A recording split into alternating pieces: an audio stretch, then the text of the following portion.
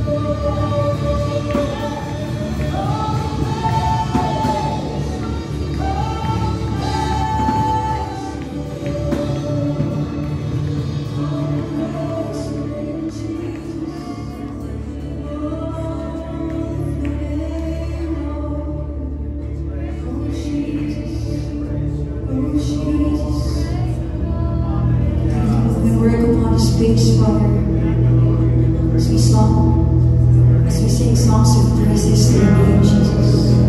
We will continue to speak your name over every circumstances, Lord. For we know that there is power in your name, Jesus. We give you praise. We honor you. We worship you, Jesus.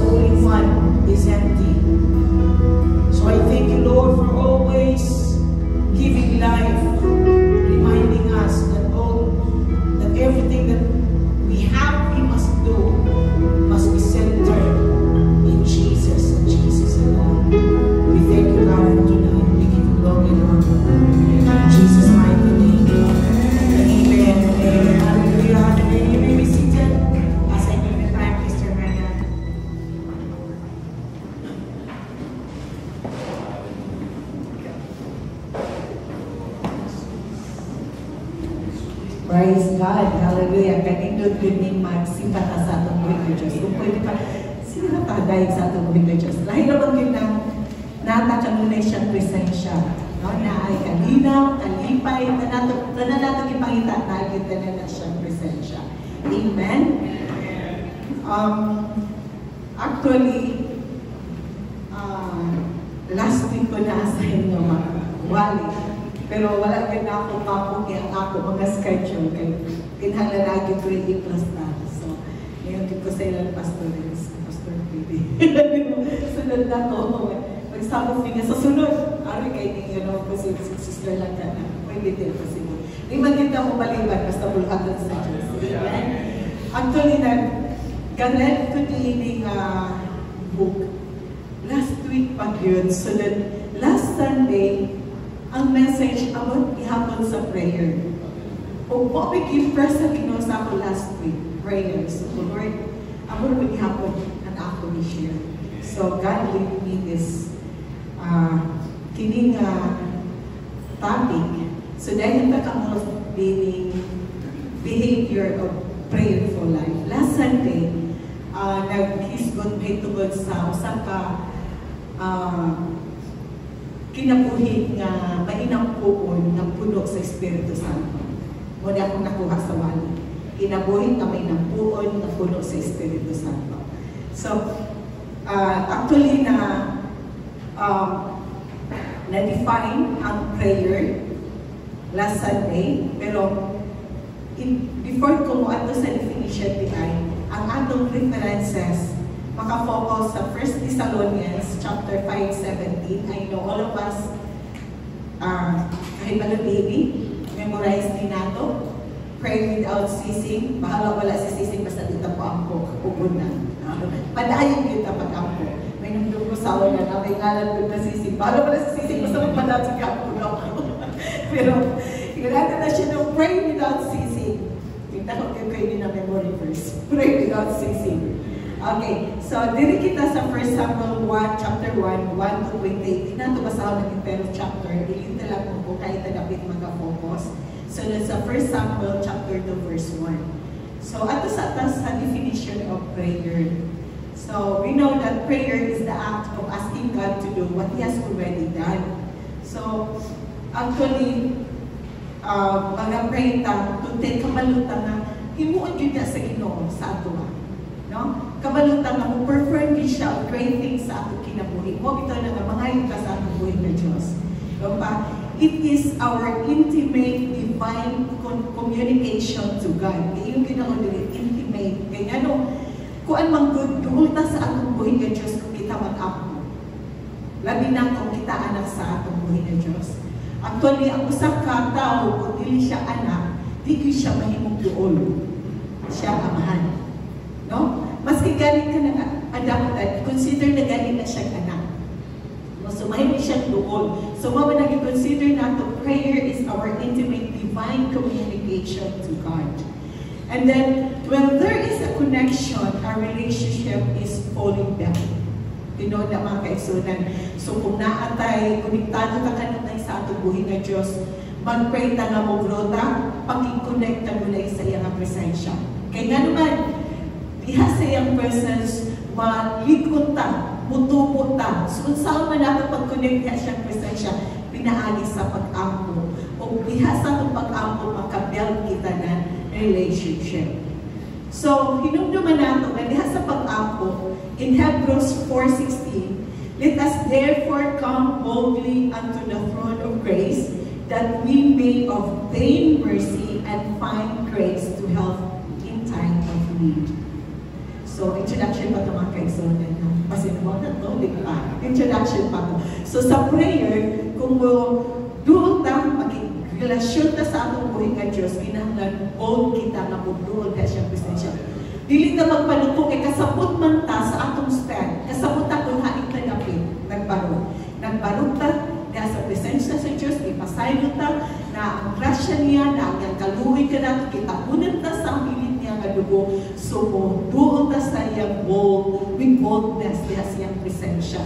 Dili ingon na doon ta doon kay kanang ingon pa, nanghambog ta doon ta doon kay pinasaylotan. Wala mo ni nagkakos sa ato nga bold kita na muduol diya siyang presensya. Amen? O siya po nakikinala natin sa ating kinabuhi. So dahil na mo sa story ni Hannah, siguro familiar sa inyo yung story ni Hannah. Okay? That is 1 Samuel chapter 1 from verses 1 to 28. So ako lang i-say-say ang mahitungod din yung story ni Hannah. Di na lang ako basahan mo. Kuha na lang ni siya. Basa lang ko a few verses. Pero ako lang i-say-say ako man ng mga verses. So assignment na lang siguro ako man part. Okay? Kaya muna tugay na man ko na ako basahan. No? Kasi tawan ko 28 ang verses. So kung ato yung basahon ang whole chapter sa 1 Samuel chapter 1, mabasa nato diri nga naay usa ka tawo nga si Elkanah na siya duha ka wives, okay? Duha ka wives, si Hannah sa si Penina, okay? Kining si Hannah o si Penina, love yun silang duha ni Elkanah, okay? So, kining si Elkanah is a righteous man. So, yearly yun siya, magdala siyang sakripisyo, moadto siya sa city of Shiloh. No? Actually, kining Shiloh, this is the place where the Israelites mag-worship. Dito ang tabernacle, no? City of Shiloh. So, kining si Elkanah, wato siya dito, mag-offer siya ng sacrifice. Pag abot niya dito, wato siya sa tabernacle or sa temple, mag-offer siya para sa iyang mga anak, para sa iyang asawa, o basta para sa tanan. Ang yaman, dalag yun na silang mga uni na yun nila para mag-offer. So, pag-acto nila dito si Elkanah, iba ang iyang duha ka-asawa, si Penina, sanan si Hannah. Mga na sila, so mag-offer din sila. So, sa duha niyang ka-wives, ang isa niyang ka-wives, si Hannah, ang mulay anak.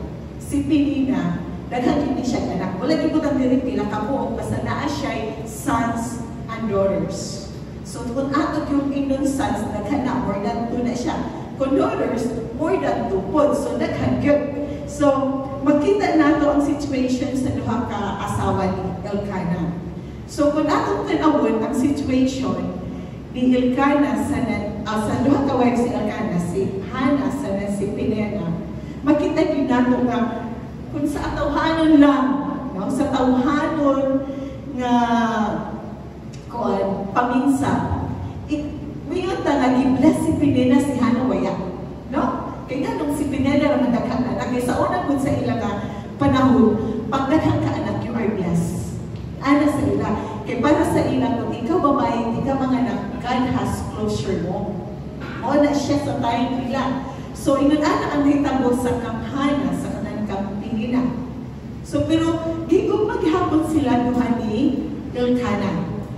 Mag-offer ka ni si Elkanah ng ija offering para kang Penina sa nagkanhana.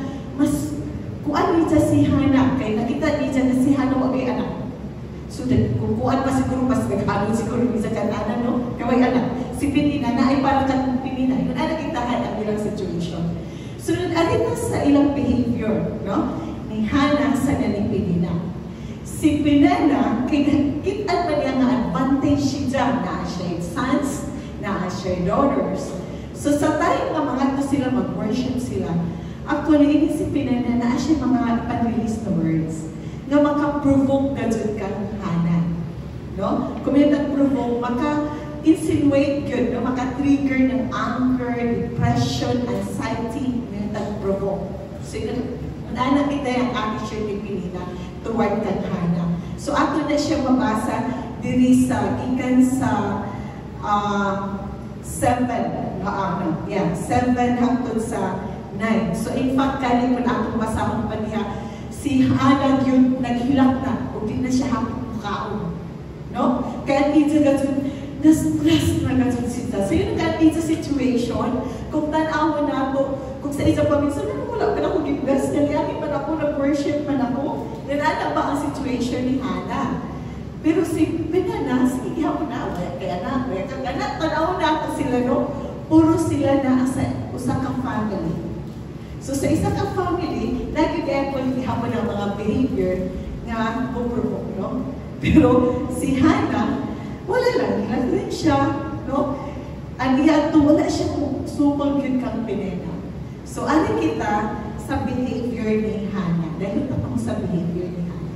Akong basahan in 1 Samuel from verses 10 to 15. And she was in bitterness of soul and prayed unto the Lord and wept sore.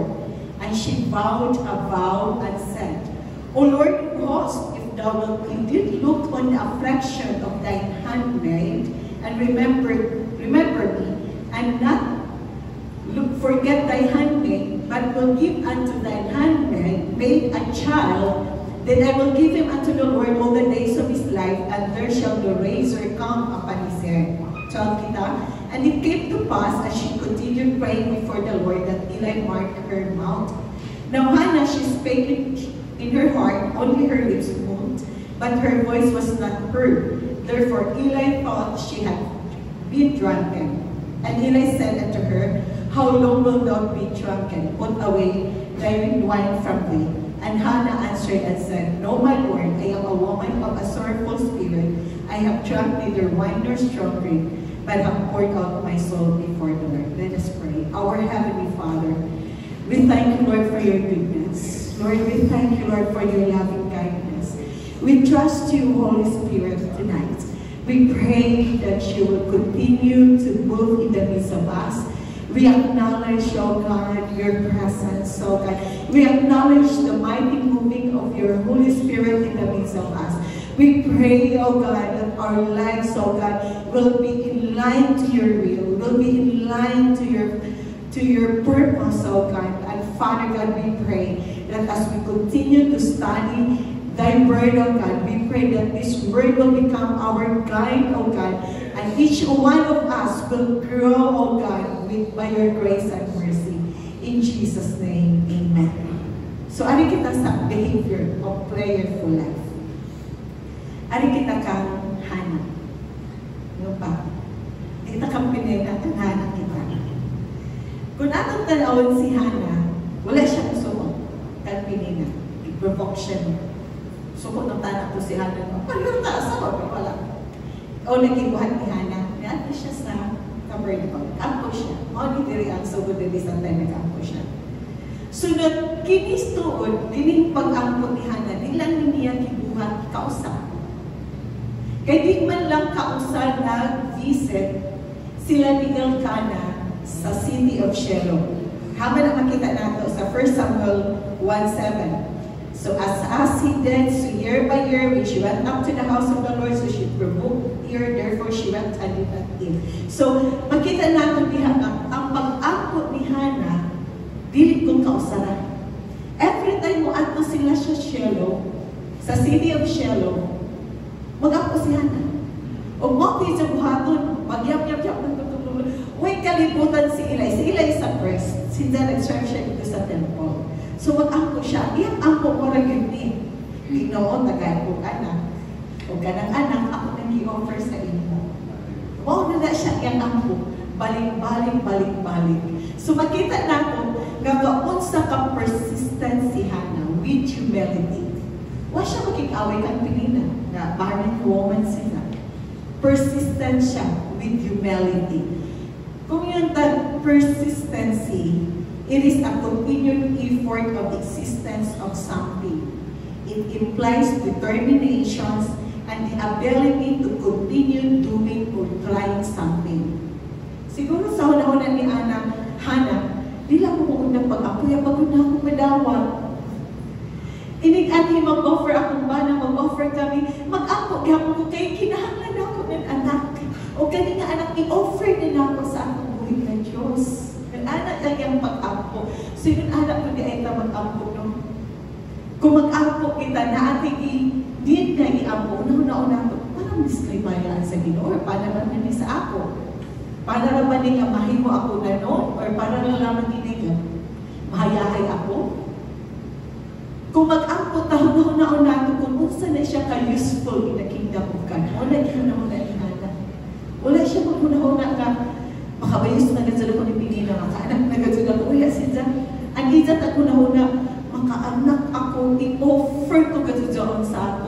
nga Diyos. Mag-serve ka dyan siya. Ibon anak, ang prayer ni Hannah, moto ganina sa 11. Persistent siya. So, kinahanglan yun ang persistency. So, even Hannah heard annoying words, wala yun siya matalo. She had faith that God would provide her or bless her home. Then every time she worshiped God, she did not forget to pray for her needs.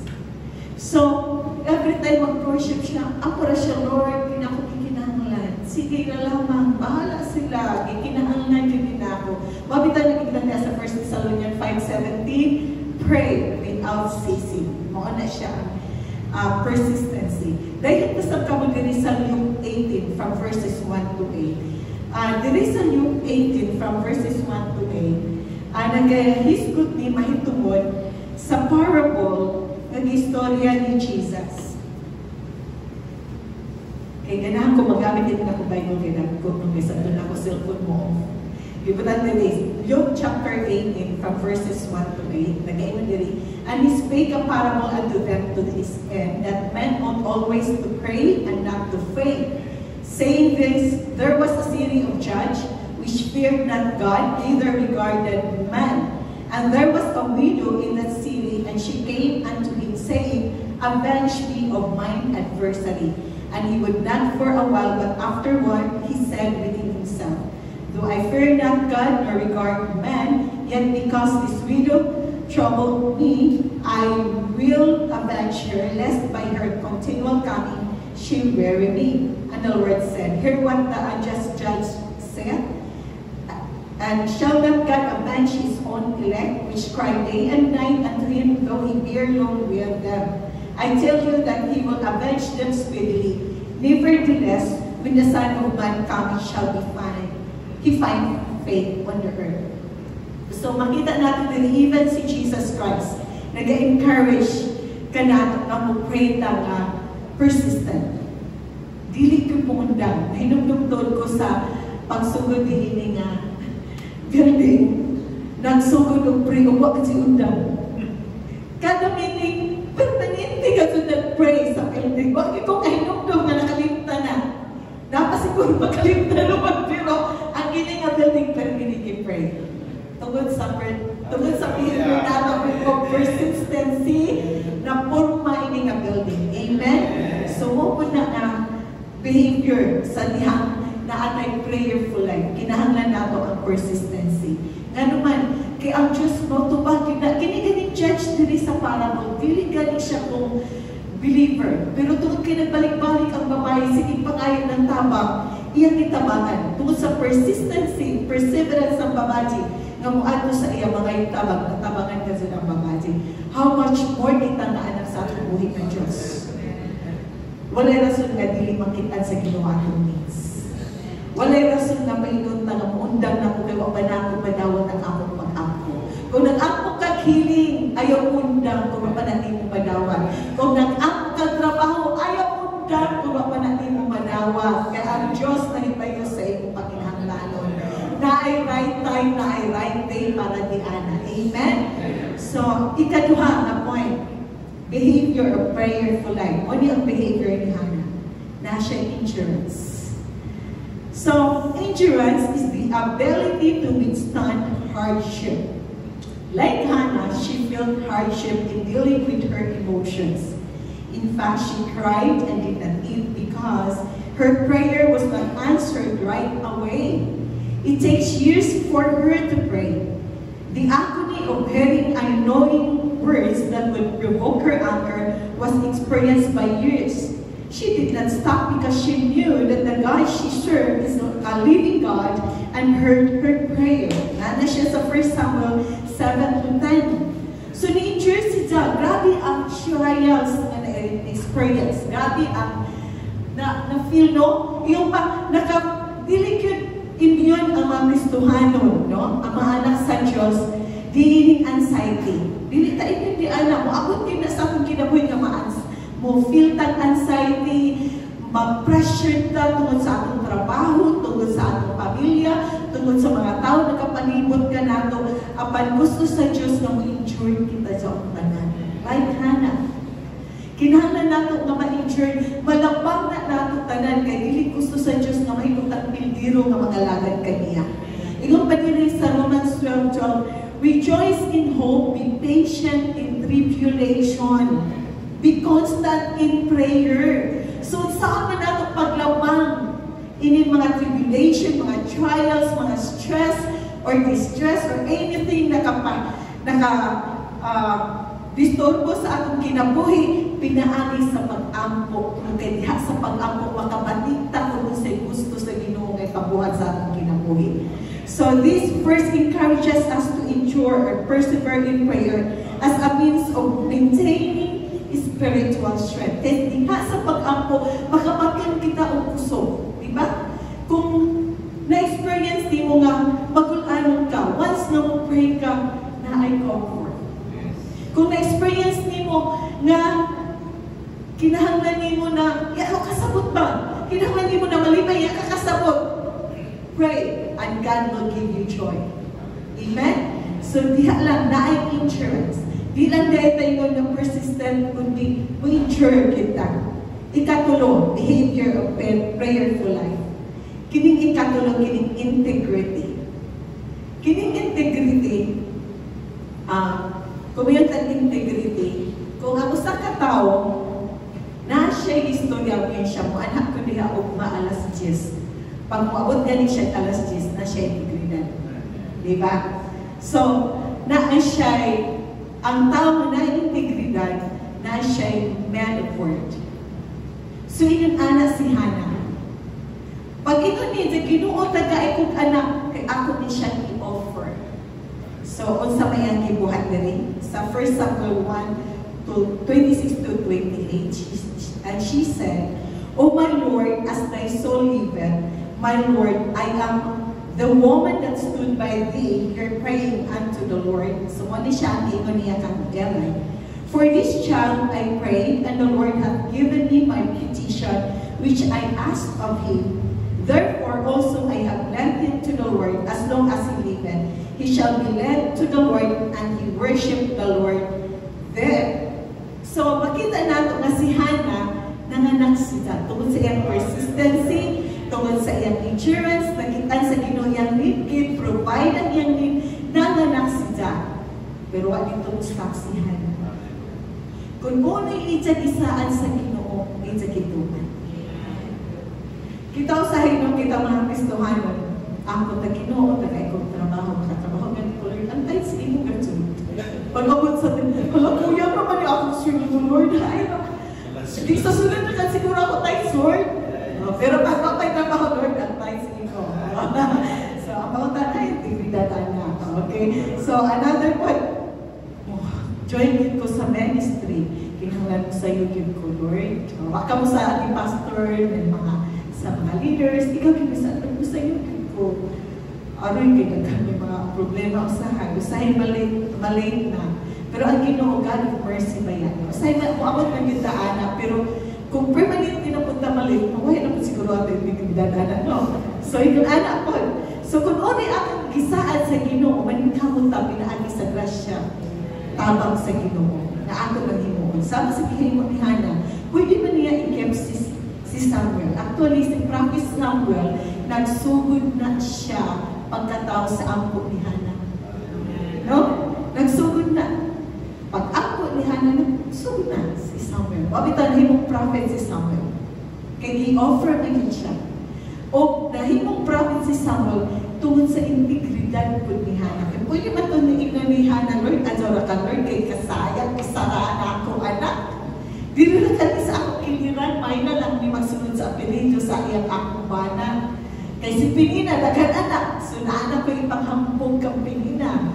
Pero waya may anak si Hannah. Nagsaan na siya, gibit-bit gazunina. Sa dihang na nalutas na niya si Samuel, si Prophet Samuel. Iyan yung niya si Prophet Samuel dito. Diyan na ang ako anak. Ihat na ni sa simbahan. Mo serve na yun ni siya. Hangtod sa hangin sa kutob din ni kalibutan na mo serve na gazun ini siya. Yun ana ang commitment ni Hannah. Yun ana ang integridad sa iyang mga saad. So, Kinahanglan yun anak ko ay ta sa atong mga pag-ampo. Kung na ating mga panaan na gibuhat sa atong buhay ng Diyos, inumduman na nato, inatong kalimtan. Kung naman ka na nakalimtan, in-word ha, inumdapit, mahindyo ako. Kaya nga gusto sa Diyos na mutubok na sa pagpangalagan na na-integridad. Hindi gusto sa Diyos na inatras na sa pagpangalagan. Kaya ginig atong pagpanalagan, pa-forward ni, dili pa-atras. Kaya kung pa-atras ta, wala yun, pilbiro ta. Kapag kung magpa-forward na kanunay sa pagpangalagan kaniya, na may integridad ang Diyos yung magpatubok ka natin. Amen? So, ikaw pa, ari kita sa ikaw pa, na behavior of prayerful life na makita sa kinabuhi ni Hannah. Okay. Si Hannah, wala siya makalimot sa pagsimba. No? After niya i-offer si Samuel dito sa temple, padayon naghapon siya simba. Padayon siya simba. O naa siya confidence, o naa siya pagpasalamat. Nga nadawat niya tanan, nga ang iyang i-desire na dawat niya. Kita, kung naatay giampo, ipasalamatan ba nato atong buhay ng Diyos? Ako maghihatag sa iya ang tunog o himaya. So, makita na nato sa 1 Samuel 2:1, malipayan din si Hannah na gayon dili. And Hannah prayed and said, my heart rejoiceth in the Lord. Mine horn is exalted in the Lord. My mouth is enlarged over mine enemies because I rejoice in thy salvation. Tungkol malipayan na si Hannah. Padayon siya sa pagsimba, padayon siya sa pagpangalagad. So, wala na siya maghuna-huna na, wala siya sayangin na ang iyang bata na sa temple. Basta niyang mga lagad na siya padayon sa buhay na Diyos. Iyon anak yun ang atong prayerful life. Kinahanglan nato nga ang Diyos kanun ay masimba sa atong kinabuhi. Nagaingon din sa Philippians 4:6, be careful for nothing, but in everything by prayer and supplication with thanksgiving, let your request be made known unto God. So kanunay kita magpasalamat sa atong buhay ng Diyos. Appeal ko yun na sa atong behavior sa pagsimba, sa pag-ampon niya sa iyang presensya.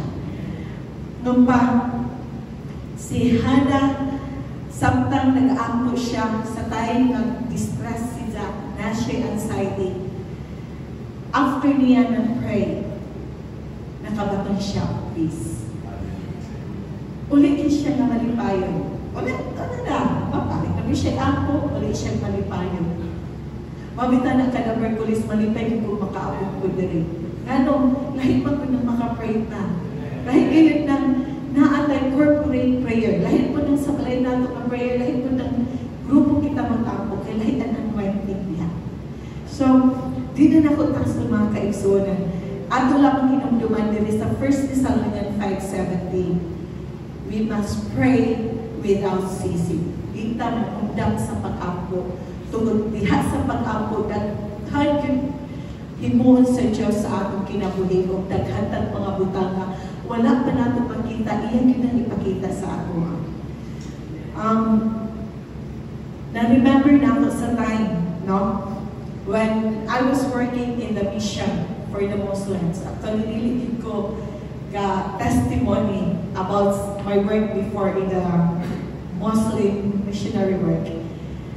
Na-remember na ako that time na when we were praying, we reach out those people through prayers. Okay?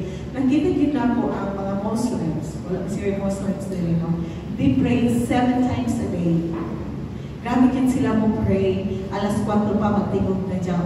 Kami po mag-pray po niya. Alas 4, pray sa kita. Alas 4 magawas na sila. Kami sa magawas at kami sa downtown while Jericho March po. We prayed for that. Anan ako kinuha. Then one time, may mga wami kapalo ng mga drug addicts dito bisulod sa base. Okay? Mga lalaki drug addicts. May dala dito silang mga armas. Ang among place sa una, kantong ibubahan gani na school sa Jepila. Ibubahan ng mga sa Thailand. So, sa dihang bisulod sila, pasulod na tana sila. Nag-pray kami ang na tayo. We were sharing the Word of God, nag-worshiping, and then we prayed. Hanay sila sa gawas. Pasulod sila sa may lobby. Lahat ko nilang paminaw. So, ilang gibuhat kay visit mga kwarto-kwarto matanggilingan. At tapad ako mga babae na mga students sa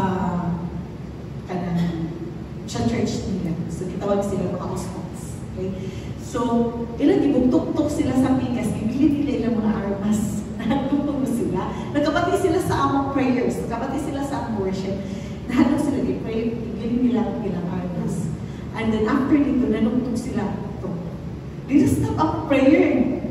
Mga around 6:30 at alas 6 na sila mag-pray. Na-stop ang prayer. Mga hide ito sila sa drugs.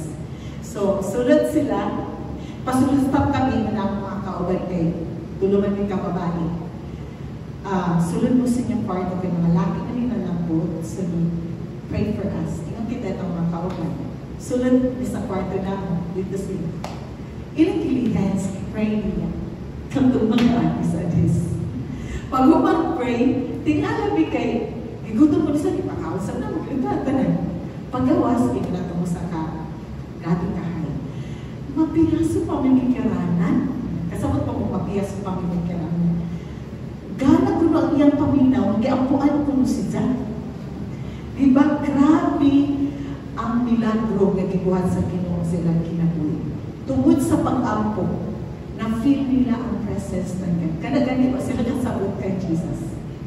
Iya sila kasabot kung sa ilang atong prayer. Pero tungod sa pag-ampo, nahawasan. Nahawasan kasi sila. So yun ana ang kuhan. Yun ana ang ginawang pamuhat kung ang iyang mga kaanakan ampo. Yun na ay mga butang na di natin ka-expect mahitabo. Pero mahitabo tungod sa atong mga pag-ampo. Amen? So, didn't I focus on, I know that God is working in our lives. I know that God is developing our prayer life. Kaya karon ka dyan ang prayer ka dyan ang may pagkikistorya sa atong kinabuhi. So, dili kita mo ang unang pag-ampo, we must be persistent, we must have endurance, and we should have integrity o kanunay na magsimba sa atong buhay. Just let us pray. Our Heavenly Father, we thank you, Lord, for your goodness. We thank you, Lord, for your loving kindness. We thank you, Lord, for reminding us, O God, ang kinahanglan yung naman mong ampo, Lord, na walay undang diha sa iyong presensya. Tungod kay ikaw ang among kikinahanglan sa among kinabuhi. Ikaw yun ang maghahimo o dagkong mga butang sa among kinabuhi. Samtang kami magigduol diha sa iyong presensya. Lord, we pray na katong mga pulong na among na-meditate, kang gabi-unang mahimutong giya na mo, Lord, sa pagkinabuhi sa iyong presensya. Amahan na lang ito, among gidala kalimutan na ng mga pag-ako kang gabi-una, Lord. Bisan pa, nahibalo na kadala pa, Lord, kinahanglan na mo na i-author, tungkol ka nag-iigod pa ka, Lord. Kinahanglan na mo i-istorya na sa iyong presensya, tungkol ka ikaw mag-answer. Salamat, Lord, sa tanan mo. Kimaya ang kibalik ka mo sa ngalan ni Jesus. Amen. Amen. Praise the Lord. Kinsa na panalangin ang karamdaman ng kaibigan. Let's all stand. Hallelujah. Ito isa sa atong nakita sa kinabuhi ni Hannah. Ang atong i-share ni Sister meron na itong pagka-persistent. Isa na sa ito ang kinahanglan natin masabtan. Importante yun, dito kabalubang, dito muundang. We never stop. We will continue to serve. We continue to believe. When there are things that it seems wala pa natin nakita, ang persistent na tao, dili siya muundang at hindi na makita ang katubagan sa pag-ampo. So, kung nakagabiwan, let's pray for spirit of faith. And, in connection in spirit of faith and consistency. Sa matag-usapan natin, God is bringing our church, the church, to a higher level. Remember this, dili natin masabdan ang pagkakabukod, katuyuan sa Diyos. Dili natin, will not be able to reach sa saad sa Ginoo, plano sa Ginoo sa kinabuhi kung hindi kita consistent, kung wala tayong pagtuong na nasa Diyos. Hannah was not she's not able to continue sa iyang pagpangalagad, sa iyang pag-ampo. Di niya mabuhat ang iyang commitment sa Ginoo kung wala siya pagsaling pagtuo sa Diyos. So kita nga naa sa ito ang panahon, atong iampo ang spirit of faith and consistency. Sa tanan nato sa itong pagpangalagan, sa tanan natong ibuhat, atong ideklara na karon ang kagabigon. Ang Ginoo maghatag na nato, mag-increase kita sa itong pagtuo. Kunya, mahimot ang consistent din mga nanay. Maayo karon, pagkauman sunod, dili na po, dili maayo na sad. Nagsalig karon, kunya dili na sad. Nangalagan karon, yan dili na sad. But let's declare right now, ang ato ang kinabuhi kanunay, nagapasaka, ato ang pagpangalagan, commitments, nagapasaka, atong pagsalig sa Ginoo, nagapasaka. Come on, let's pray.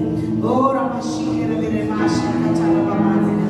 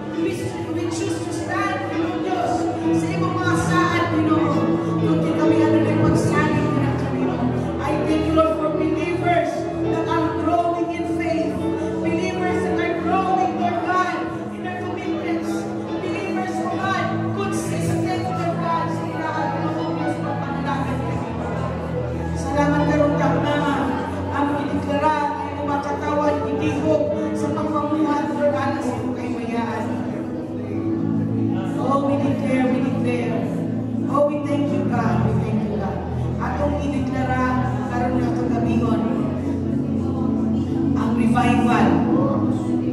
Dakang tao ang maluwas. Atong i-declare na ang Ginoo magagamit na nato sa pag-reach out ng daghang mga tao.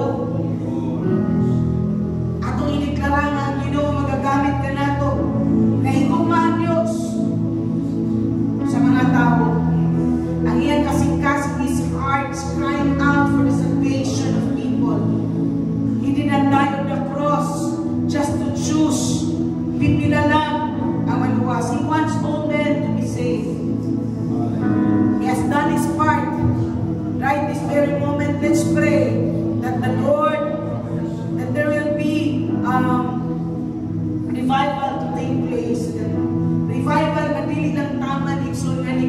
revival that causes us to reach out. Many people will come to the Lord. Many people will come and surrender their lives to Jesus. Come on, let's pray. Oh, Father God in heaven, ang kiniklara ka ng taknahan.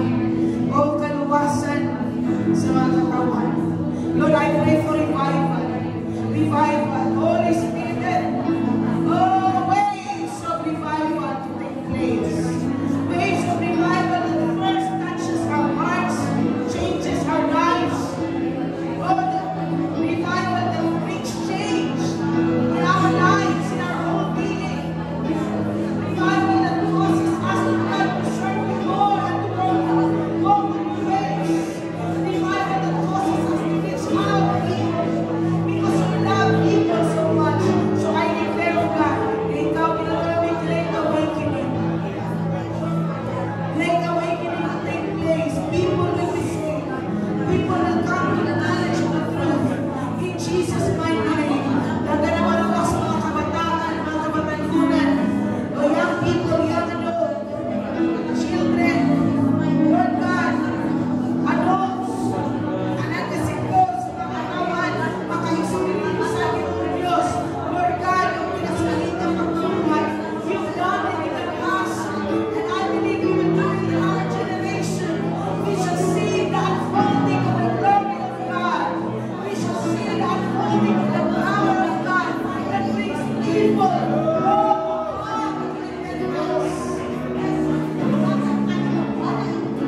The works of the Lord that touches the heart, that melts the heart of the most hard-hearted people. Outpouring of the Holy One, Lord God, Lord, mahigit ang puso yung pinunod sa mga katawan, anak sa presensya sa Diyos.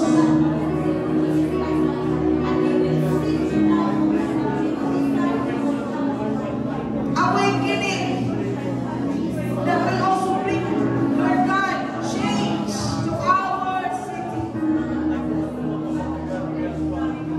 Works of the Lord.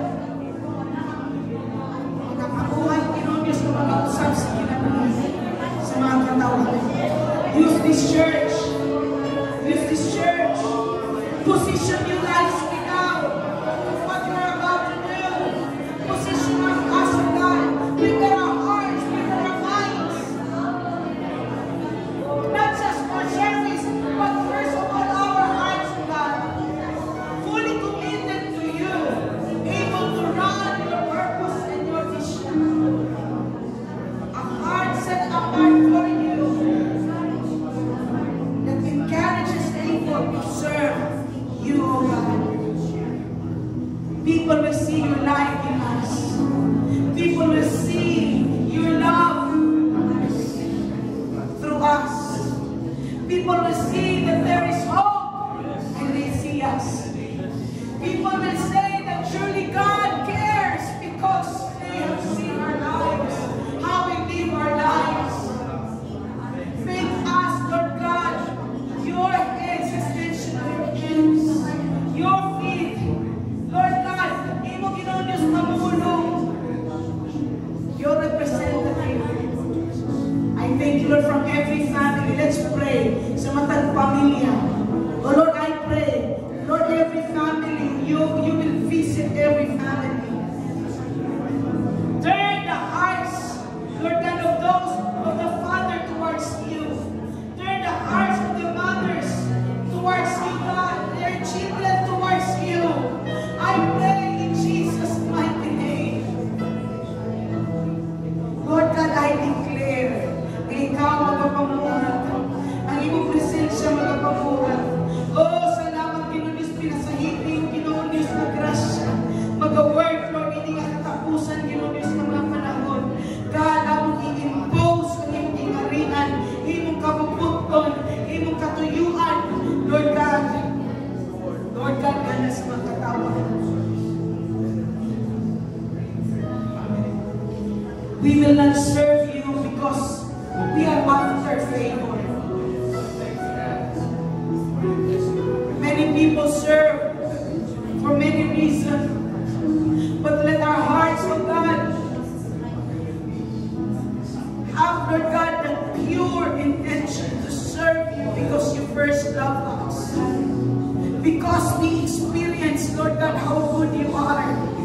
Because, Lord God, you first love us.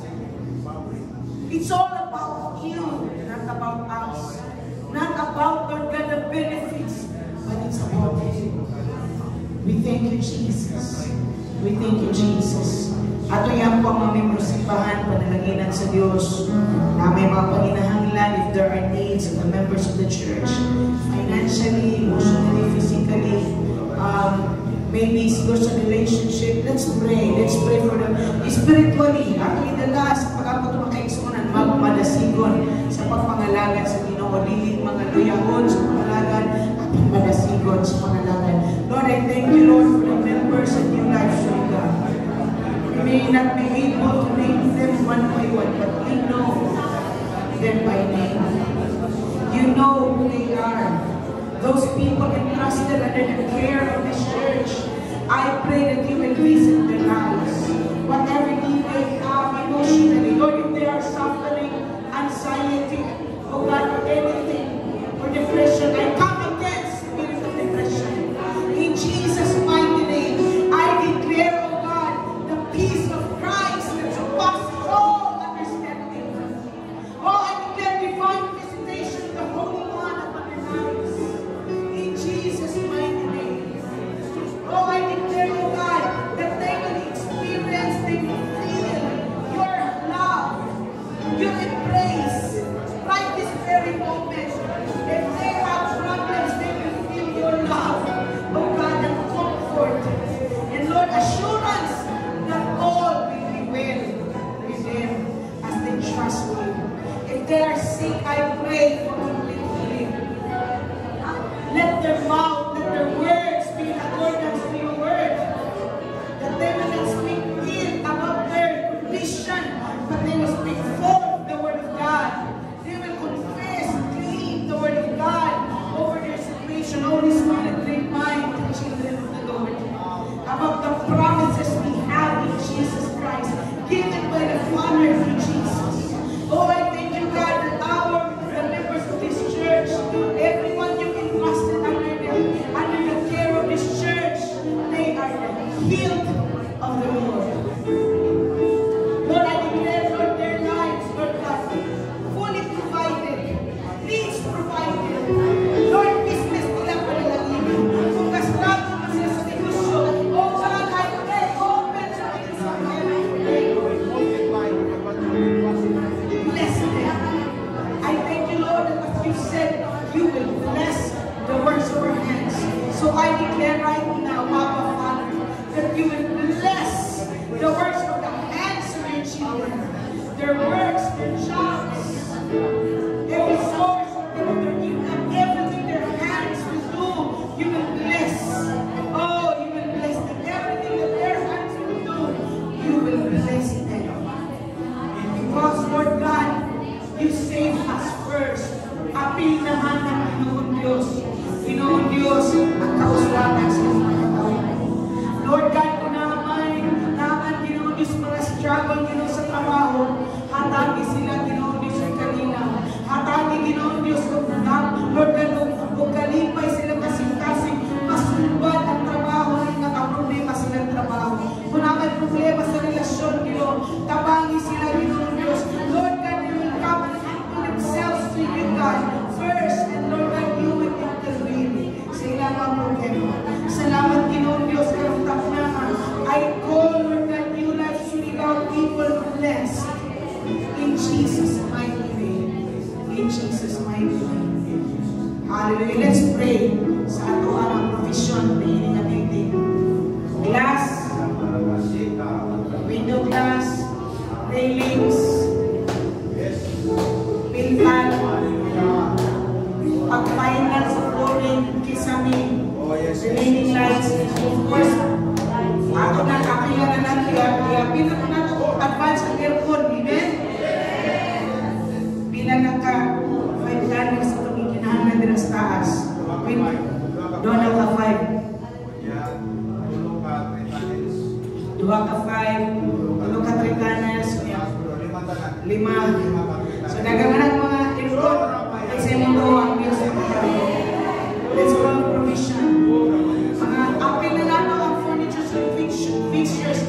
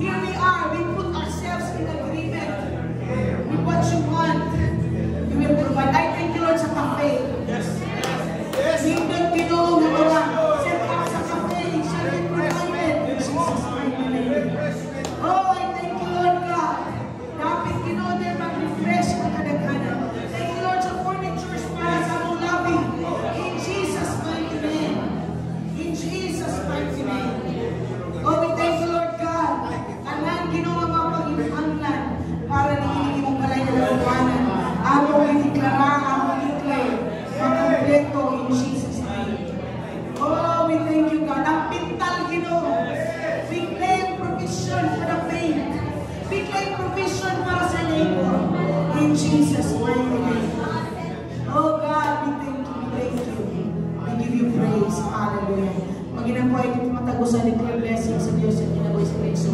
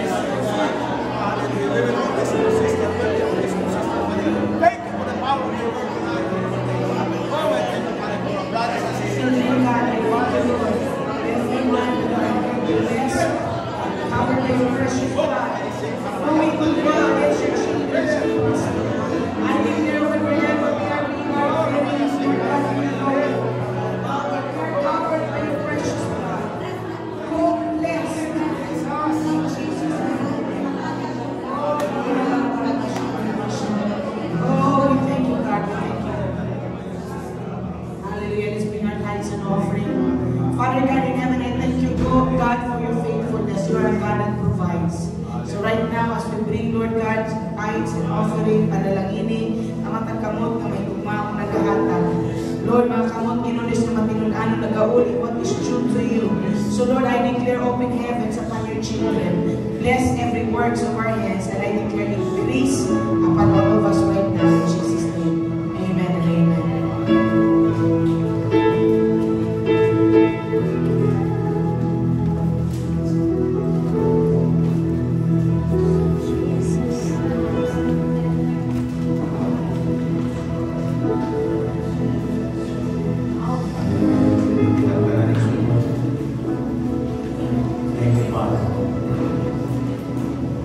Salamat to Diyos sa iyong pulong.